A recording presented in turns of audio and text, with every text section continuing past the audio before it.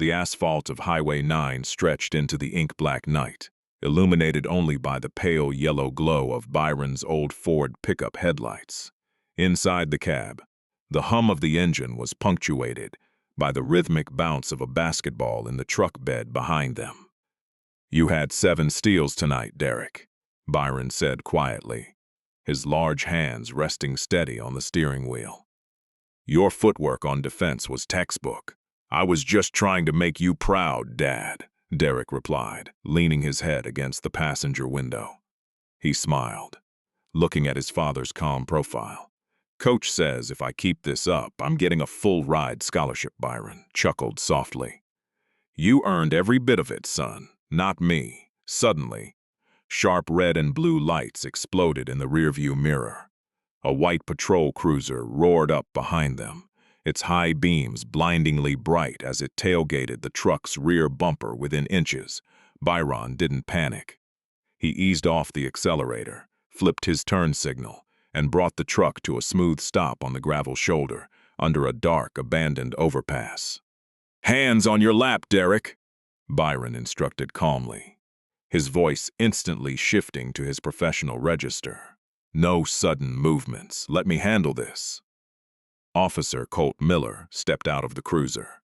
He did not walk up with standard routine caution.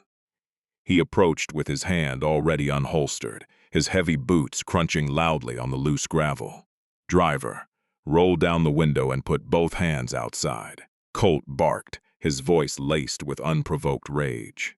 Byron rolled down the window and extended his hands into the cool night air. "Good evening, officer. My hands are visible. My wallet is in my front pocket. Step out of the vehicle, now," Colt shouted, stepping up to the driver's door and yanking it open violently. "Officer, I am complying," Byron said, stepping out slowly onto the shoulder. Standing 6'2", his broad frame loomed over the young officer, but his posture remained entirely non-threatening. "My son is in the passenger seat. There is no need for aggression." Colt slammed Byron against the side of the truck, kicking his feet apart. "Shut up. You were weaving across the yellow line." "Wallet! Where is it?" Colt reached into Byron's pocket, snatching his leather wallet and flipping it open.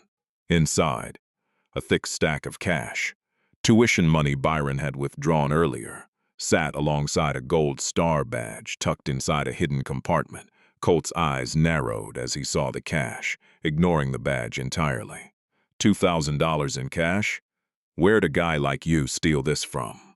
"I am a retired police chief commander, officer," Byron stated, his voice ringing with absolute authority. "And that money is for my son's tuition. Check the badge inside. Don't lie to me," Colt sneered, his pride wounded by Byron's composed demeanor. "You're coming in for possession of stolen property and resisting arrest." Colt grabbed Byron's wrist, attempting to twist his arm behind his back with dangerous force.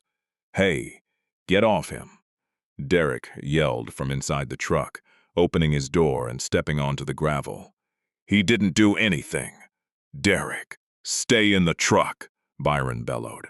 Colt panicked at the sight of the teenager advancing. In a blind surge of fear, adrenaline, and prejudice, Colt drew his service weapon and pointed it straight at Derrick's chest. "On the ground, kid, or I swear to God I'll shoot." "No," Byron moved instinctively. With veteran speed, he stepped between the gun barrel and his son, placing his own chest directly in front of Colt's weapon to shield Derrick. "Lower the weapon, Miller," Byron commanded, his voice thunderous. Colt's finger, tense and trembling violently on the trigger, buckled under the sheer terror of the moment. Bang! A single deafening gunshot shattered the stillness of the highway. The gunshot echoed off the concrete pillars of the overpass, a sharp metallic crack that seemed to suspend time itself. For a fraction of a second, absolute silence reclaimed the highway. Then, Byron staggered backward half a step, a dark, heavy stain blooming rapidly across the center of his faded flannel shirt. His knees buckled, but he refused to fall, his massive frame leaning heavily against the side panel of his truck. "Dad!" Derrick's scream tore through the night sky. The boy dropped to his knees in the loose gravel beside his father, his hands trembling violently as he pressed them against Byron's chest, trying in vain to stem the rush of warm blood. "Dad, stay with me. Look at me, Dad," Derrick sobbed, tears spilling uncontrollably down his face. Byron's heavy hand rose slowly, his calloused fingers resting against his son's cheek. His breathing was shallow, a wet, rattling gasp, but his dark eyes remained anchored entirely on Derrick. "Derrick," Byron whispered, his voice barely audible over the wind. "Be strong, son. The badge, in my pocket. Tell Cole." His hand slipped from Derrick's face, dropping lifelessly to the gravel. His eyes drifted shut, his chest coming to a complete and final rest under the cold shadow of the bridge. "No, Dad, wake up!"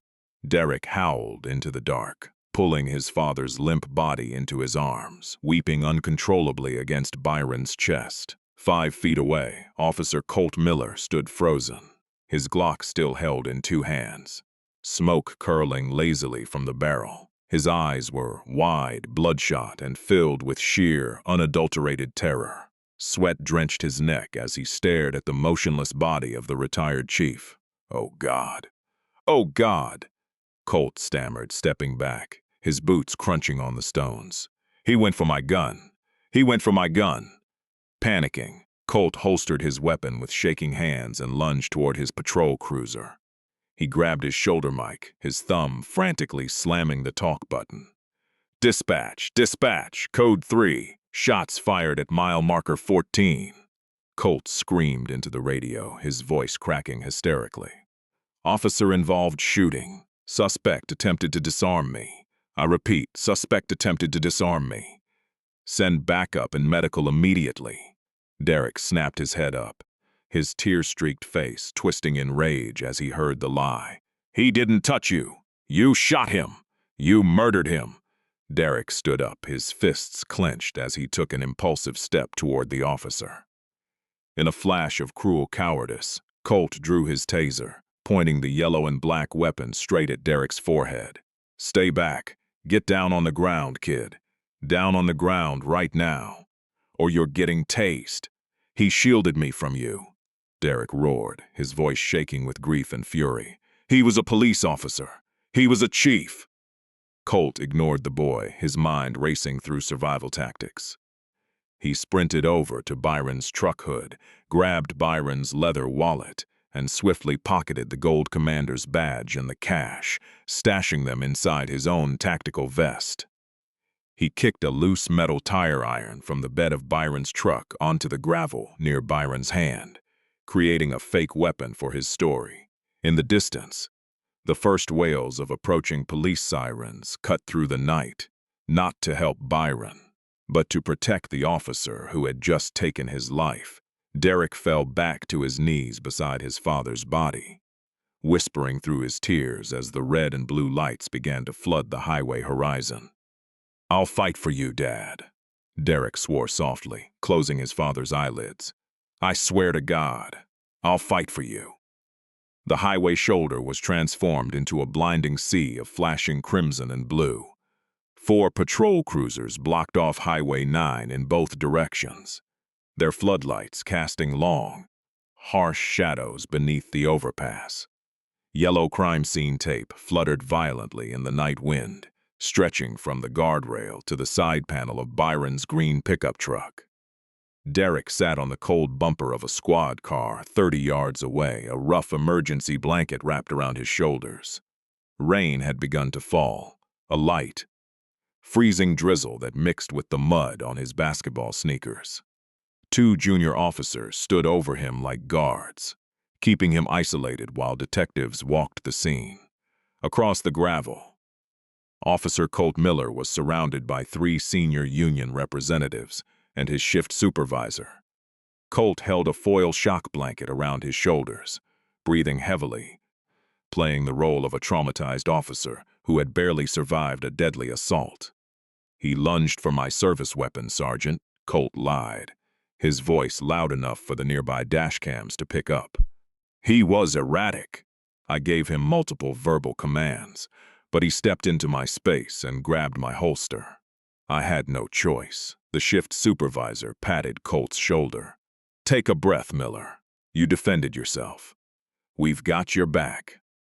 Derrick gripped the edges of his blanket so tightly his knuckles turned white. "He's lying," he screamed toward the detectives, his voice raspy from crying. "Check the dash cam. Check his body camera. My dad never touched him." One of the junior officers stepped closer to Derrick, blocking his view. "Sit down, kid. Let the investigators do their job. He stole my dad's badge." Derrick yelled, tears burning hot against his cold cheeks. "He took his wallet. Check his vest." The officer simply shook his head, turning his back on the boy. A moment later, a sleek black SUV pulled up to the perimeter tape. The door swung open, and Superintendent Samuel Cole stepped out into the rain. He wasn't wearing his formal service dress tonight, just a dark trench coat over his uniform, his face drawn and pale. Cole pushed past the yellow tape, ignoring the greeting of the shift supervisor. He walked straight toward the white sheet covering Byron's body in the gravel. Cole stopped 2 feet away. With a trembling hand, he knelt in the mud and pulled back the edge of the sheet. When he saw Byron's face, his old tactical partner, the man who had stood beside him during the 2012 riots, the man who had retired to raise his son, Cole's breath caught in his throat. A heavy, suffocating silence fell over him. He closed his eyes, his jaw clenching so hard the muscles in his cheek twitched. "Who was the shooter?" Cole asked, his voice chillingly low as he stood up. The shift supervisor stepped forward, holding a clipboard. "Officer Colt Miller, sir. He stopped the vehicle for erratic driving. Says the deceased resisted arrest and attempted a gun grab. We found a heavy tire iron near the subject's right hand." Cole slowly turned his head, his eyes locking onto the tire iron lying in the mud. Then he looked at Colt, who quickly averted his gaze. Cole walked past the supervisor and stepped directly up to Derrick. The superintendent crouched down in front of the teenager, placing a firm, heavy hand on Derrick's shivering shoulder. "Derrick," Cole said softly, his gravelly voice thick with restrained emotion. "Look at me, son." Derrick looked up, his eyes bloodshot and swollen. "Uncle Sam, he shot him. He pointed the gun at me first, and Dad stepped in front of it. He took the bullet for me." Superintendent Cole's eyes narrowed into steel. He leaned in closer, his voice dropping to a whisper that didn't reach the patrol cars. "Where is his commander badge, Derrick?" Cole asked quietly. "Byron never left home without it." "The cop took it," Derrick whispered back, his chest heaving. "He took the badge and the tuition cash from Dad's wallet before the other cars got here. It's in his vest." Cole stood up slowly, looking back over his shoulder at Colt Miller and the huddle of officers around him. The superintendent realized in an instant that he wasn't just dealing with a tragic mistake. He was standing in the middle of an active cover-up. The rain picked up, drumming a relentless rhythm against the hood of the patrol cruisers. Superintendent Samuel Cole stood unmoving in the mud, his dark trench coat glistening under the floodlights. He turned away from Derrick and began walking slowly toward Officer Colt Miller. Every officer on the shoulder fell quiet, sensing the suffocating tension radiating from the department's top commander. Colt swallowed hard, shifting his weight nervously as Cole stopped 2 feet in front of him. "Superintendent," Colt stammered, pulling the foil shock blanket tighter around his shoulders. I'm so sorry this happened, sir. It was a split-second reaction." He lunged for my holster. "Quiet," Cole said. His voice wasn't loud, but it carried the cold weight of an iron hammer. Cole turned to the shift supervisor standing nearby. "Sergeant, has Officer Miller been formally searched by an independent investigator?" The sergeant blinked, taken aback. "Sir? No, not yet. Standard union protocol allows 30 minutes for officer debriefing before." "I don't give a damn about union protocol when a man is dead on my highway," Cole interrupted, his eyes locked onto Colt's pale face. "Step forward, Miller. Unzip your tactical vest." Colt's heart slammed against his ribs. Panic flared in his eyes. "Sir, with respect, my union rep is on his way. You can't search my personal uniform without." Before Colt could finish his sentence, Cole reached out with a lightning-fast hand, grabbed the lapel of Colt's tactical vest, and yanked the heavy front zipper down in one rough motion. "Hey, you can't do that!" the union rep yelled, stepping forward. "Touch me and you're under arrest for obstruction." Cole barked over his shoulder, not once breaking eye contact with Colt. Cole thrust his hand into the inner left pocket of Colt's vest. His fingers brushed against cold leather and polished metal. With a sharp pull, Cole withdrew his hand, holding the contents high into the glare of the floodlights. Clutched in Cole's hand was a thick wad of $100 bills and a gleaming, five-pointed brass star wrapped in a protective sleeve. "Byron's Chief Commander badge has 001. Gasps echoed through the circle of gathered officers. The sergeant stepped back, his mouth slightly open, staring in utter disbelief at the stolen badge dripping with rainwater in the superintendent's hand. Colt's knees buckled. His face turned the color of ash. "Sir, I was securing his property for evidence. I was going to turn it in at the precinct. You put stolen evidence inside your personal body armor while a 17-year-old boy watched you execute his father," Cole said, his voice trembling with a terrifying, contained rage. Cole turned to the two tactical officers standing by his SUV. "Disarm him. Take his service weapon, his radio, and his belt. Place him in heavy restraints and transport him directly to the State Internal Affairs holding facility. Nobody speaks to him except me." "Yes, Superintendent," the officers barked. Within seconds, Colt was stripped of his gear, his arms forced behind his back as steel cuffs clicked tightly around his wrists. The arrogance that had fueled him on Highway 9 was completely extinguished, replaced by the desperate, sobbing whimpers of a coward facing judgment. Cole walked back to Byron's body. He knelt down in the mud once more, gently placing the gold Chief Commander badge back into the breast pocket of Byron's flannel shirt, right over his heart. He looked up at Derrick, who was watching from the bumper of the cruiser. Cole gave the young man a slow, solemn nod. "We found it, Derrick," Cole whispered softly into the night wind. "The truth starts tonight." 3 weeks later, the air inside room 402 of the County Superior Courthouse felt suffocatingly dense. Fluorescent lights hummed overhead, casting a harsh glare across the oak tables and dark leather chairs. 23 grand jurors sat in tiered rows, their faces solemn and unreadable. At the defense table sat Colt Miller, stripped of his uniform and wearing an ill-fitting navy blue suit.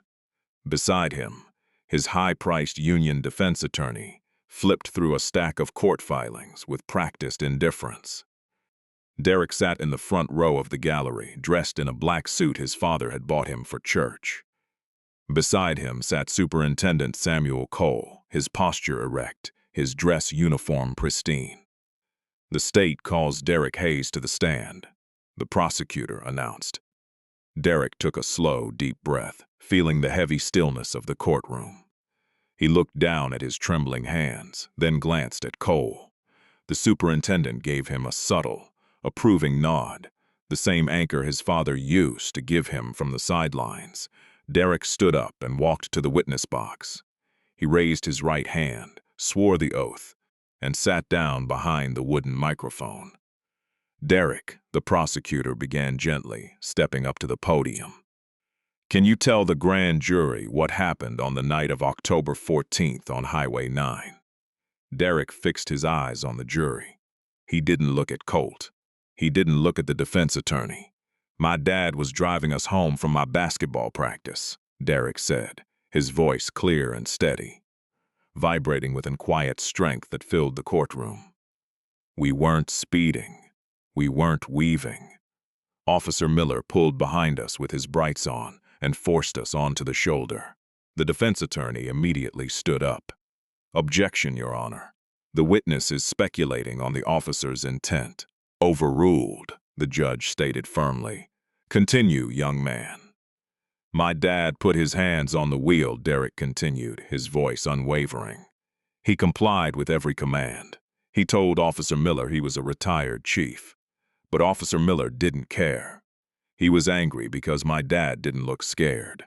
He dragged my dad out of the truck, searched his wallet, and saw $2,000 in tuition money. Derrick paused, taking a slow breath as memories of that dark overpass flooded his mind. Officer Miller drew his gun and pointed it straight at my chest because I stepped out to ask what was happening. Derrick said, turning his gaze directly toward Colt for the first time. Colt flinched, staring down at the defense table. My dad saw the gun pointed at me. He didn't reach for a weapon. He didn't grab the officer's holster. He stepped in front of me to take the bullet. Silence blanketed the courtroom. A woman on the jury covered her mouth with her hand, her eyes glistening with tears. And what happened after the shot was fired? Derrick? The prosecutor asked softly. My dad died in my arms, Derrick whispered, holding his head high. And while I was crying over his body, Officer Miller took my dad's cash, stole his chief's badge, and hid them inside his vest before kicking a tire iron onto the ground to frame him. The defense attorney sat down slowly, choosing not to ask a single question. The courtroom held its breath as Superintendent Samuel Cole was called to the stand. Derrick stepped down from the witness box, taking his seat in the front gallery. He watched his father's oldest friend adjust his uniform jacket and sit beneath the state seal. Cole's presence brought an immediate, undeniable gravity to the room. A veteran commander whose record was spotless and whose word carried the full authority of the state police. Superintendent Cole, the prosecutor said, standing beside a large digital monitor set up in front of the jury box. Please state your findings regarding the physical evidence recovered from the scene on the night of October 14th. Cole leaned into the microphone. Upon my arrival at mile marker 14, I initiated an immediate command-level inspection of the scene. I personally conducted a search of Officer Colt Miller's tactical armor. Cole pointed to the screen as the prosecutor clicked a button. A high-resolution photograph filled the display. A close-up of Byron's blood-stained Chief Commander badge, SHJS-001, and the stack of tuition bills. Photographed the exact moment Cole pulled them from Colt's vest pocket. Officer Miller claimed he had placed these items in his vest for safekeeping. Cole testified, his voice resonating with cold, undeniable authority. However, radio logs prove he never reported securing any personal property from the deceased. Furthermore, forensically recovered dashcam audio from Cruiser 204 captured Officer Miller saying, and I quote, "Where'd a guy in a flannel shirt get $2,000 in cash?" Seconds before the fatal shot was fired. Murmurs rippled through the grand jury rows. The defense attorney closed his binder, his face grim. And what about the tire iron found near Chief Hayes's body? The prosecutor asked. Forensic analysis of the tire iron revealed 0 fingerprints or skin cells belonging to Chief Byron Hayes, Cole stated firmly. Dust patterns match the bed of Byron's truck, where it was stored. The tire iron was planted near his body post-mortem to fabricate a justification for deadly force. Cole looked directly at Colt Miller, who sat slumped in his chair, unable to meet his commander's gaze. Chief Byron Hayes dedicated 30 years of his life to protecting this state. Cole continued, his voice heavy with emotion. He died doing what he always did, protecting an innocent life. Officer Miller executed a man, stole his honor, and attempted to vilify a hero to cover his own cowardice. The prosecutor turned to the jury box. The state rests. The grand jury took less than 20 minutes to reach a decision. When the forepersons stood to read the indictment, the verdict was unanimous. First-degree murder, aggravated assault with a firearm, desecration of evidence, and grand larceny under color of authority. Colt Miller was handcuffed by state troopers right in front of the bench. his face pale and tear-stained as he was led away to await trial behind bars, stripped forever of his badge and his freedom. Outside on the courthouse steps, the autumn sun broke through the clouds, illuminating the marble pillars. Derrick stood beside Superintendent Cole, looking out over the city skyline. Cole reached into his pocket and pulled out a small velvet-lined box. He opened it, revealing Byron's restored Chief Commander badge, polished, clean, and gleaming like new. "Your father wanted you to have this, Derrick," Cole said gently, placing the badge into Derrick's hands. "He was proud of the man you are becoming." Derrick held the heavy brass star against his palm, feeling the cool, solid weight of his father's legacy. He looked up at the sky, a quiet, peaceful smile breaking across his face. "We did it, Dad," Derrick whispered into the wind. "Your story was heard.